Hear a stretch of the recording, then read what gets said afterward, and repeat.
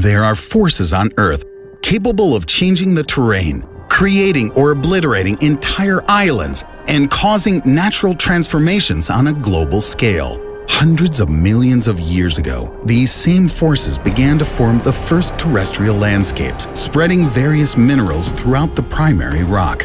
These forces are so mysterious that even the best researchers, equipped with the latest technology, cannot predict when they will once again exert their powerful effects on the planet. As you might have guessed, I'm talking about volcanoes. Thanks to movies and television, most of you already have an idea of what they are and how dangerous they can be.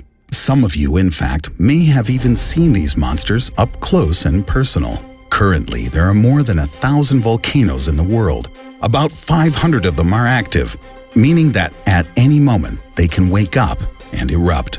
Eruptions occur when magma comes up to the surface. The gases trapped in the magma then escape into the atmosphere. Next, the magma turns into lava, which can devastate the surrounding areas in a matter of hours, as the speed of a lava flow can reach several meters per second, and its temperature exceed 2,200 degrees Fahrenheit, or 1,200 Celsius. It would seem that life existing anywhere close to these geological giants should be simply impossible.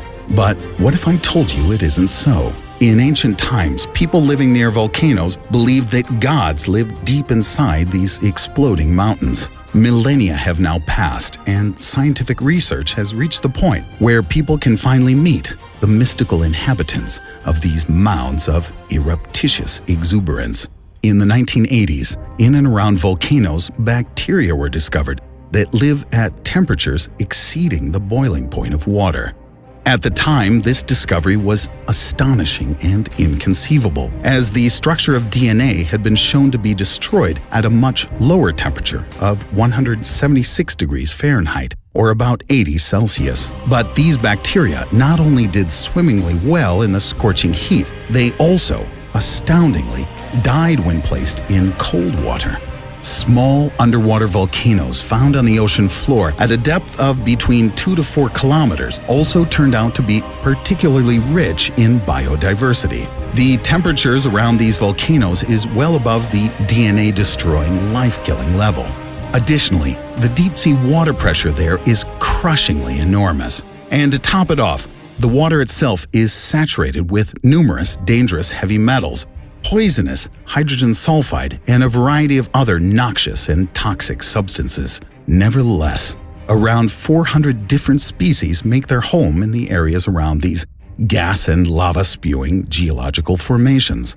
And in addition to the various unicellular organisms, this hardy crowd also includes a variety of worms, shrimps, crabs, and sea snakes. And the surprises don't end there either. More recently, in the crater of the undersea Kavachi volcano in the Pacific Ocean, at a depth of 45 meters, scientists discovered something truly astonishing.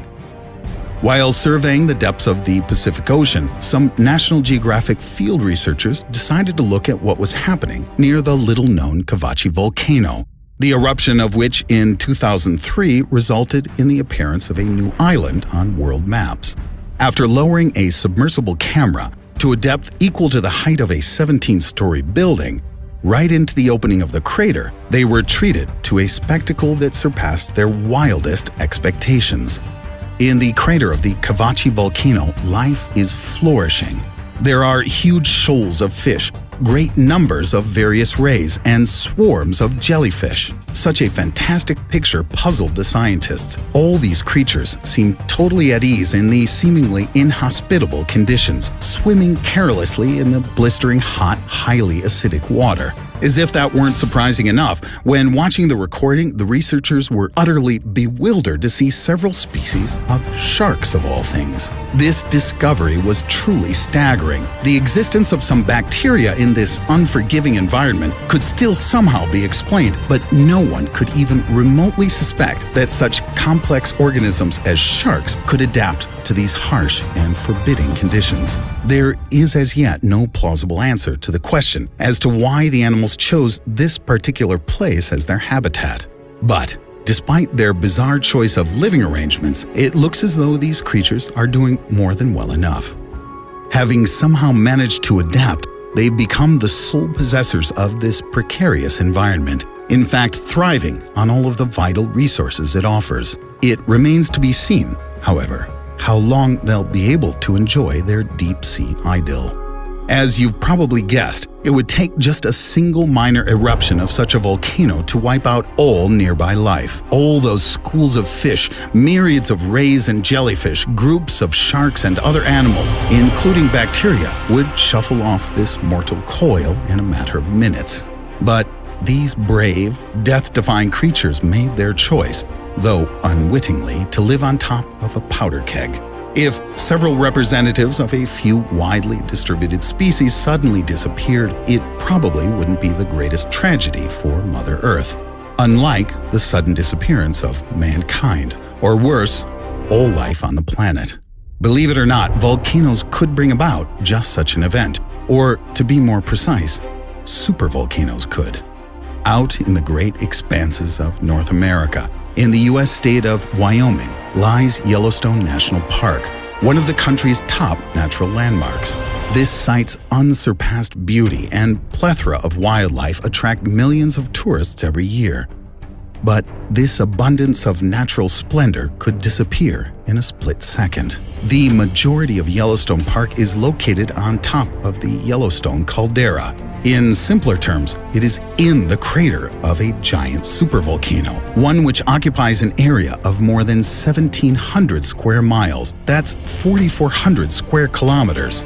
Think of it as 420,000 soccer fields. This immense feature that underlies the park was only recently discovered in the second half of the last century, thanks to satellite photography. Even now, it turns out a huge bubble of magma sits ominously 5 miles below the surface, with the temperature of its molten contents reaching a staggering 1,500 degrees Fahrenheit or 815 Celsius. This discovery caused quite a lot of excitement and obviously consternation among volcanologists. After all, if such a giant suddenly became active, all life on the planet would be in jeopardy. During studies of the Yellowstone supervolcano and its geological history, researchers discovered that this monster has erupted several times in the past. As a result of one of these eruptions, several million years ago, 90% of the territory of the North American continent was covered in volcanic ash. Currently, the Yellowstone caldera is ringed with a dozen seismological and thermal research stations that record every minute change in the supervolcano's activity. The scientists studying this geological monstrosity understand better than anyone that should the Yellowstone supervolcano wake up, life as we know it today might well be over. And there are plenty of reasons to consider this a real possibility.